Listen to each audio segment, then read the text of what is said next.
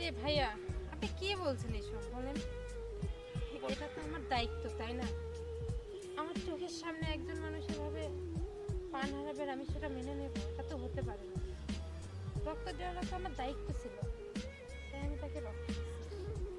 এর জন্য আমার কাছে ক্ষমা চাইতে হবে। বর্ষা, তুমি চলো, দিন তোমার জন্য অপেক্ষা করছে। চলো। ঠিক আছে।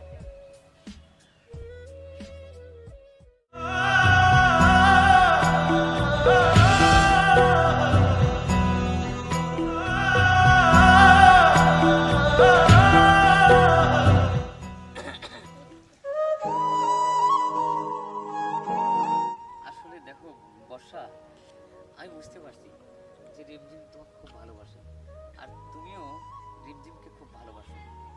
তোমাদের এই ভালোবাসায় আমি মুগ্ধ হয়ে গেছি। আর তোমাদের এই বন্ধন আলাদা করার ক্ষমতা কারো নেই, এমনকি আমারও নাই।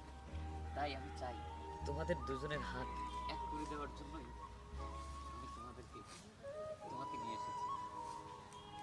খুশি তো? খুব খুশি ভাইয়া, তুমি যে আমাদের বিষয়টা বুঝতে পারছো, সত্যি এটা আমার কাছে খুব বড় পাওয়া। ঠিক আছে, চল। এখানে তো পাকা, মানে অনেক মানুষজন দেখে ফেলবো।